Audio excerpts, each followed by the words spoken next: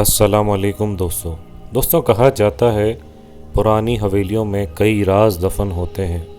ایسی ہی ایک پرانی حویلی سندھ میں واقع ہے۔ کہا جاتا ہے کئی سال پہلے یہاں ایک زمیندار رہتا تھا، پر ایک رات وہ اور اس کی پوری فیملی یہ حویلی چھوڑ کر بھاگ گئے۔ تب سے وہ حویلی ویران تھی۔ شہر سے آئے 4 دوست گاؤں گھومنے، انہوں نے ایک رات ارادہ کیا اس حویلی میں جانے کا۔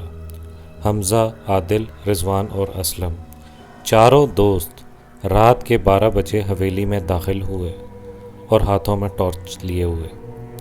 حویلی میں عجیب سا سناٹا اور دل دہلا دینے والا اندھیرا۔ دیواریں ایسی تھیں، ایسا محسوس ہو رہا تھا جیسے دیواریں ان کو گھور رہی ہوں۔ ایک دوست نے کہا چلو یہاں سے چلتے ہیں، باقیوں نے اس کا مذاق بنایا۔ بہرحال جیسے ہی وہ ہال میں پہنچے، ان کی نظر ایک کرسی پر پڑی۔ تھوڑی ہی دیر بعد وہ کرسی اپنی جگہ سے سرکنے لگی اور آگے اور پیچھے ہوتی رہی۔ یہ لوگ ڈر کے مارے سامنے ایک کمرے میں گئے۔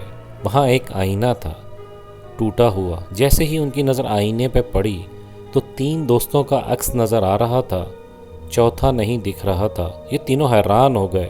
جیسے ہی انہوں نے پلٹ کے دیکھا، ان کا دوست حمزہ، اس کا چہرہ سفید پڑ گیا تھا اور آنکھیں بالکل خالی، اور وہ عجیب طریقے سے مسکرا رہا تھا۔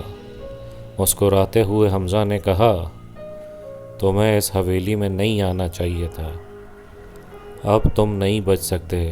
ان تینوں کو یقین ہو گیا کہ اس پہ کسی چیز کا سایہ آ گیا ہے۔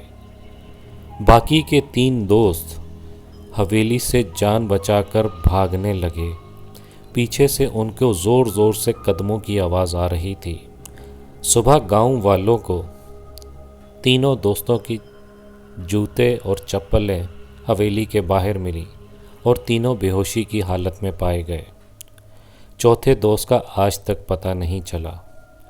آج بھی یہ حویلی ویران ہے اور کہتے ہیں کہ مغرب کے بعد اس حویلی کے قریب سے کوئی نہیں جاتا۔ کہتے ہیں جو بھی اس حویلی کے اندر گیا ہے کبھی واپس نہیں آیا۔ دوستوں اگر آج کی کہانی آپ کو پسند آئی ہے تو ہمارے چینل سے جڑے رہیے، ہمارے چینل کو سبسکرائب کیجیے۔ شکریہ۔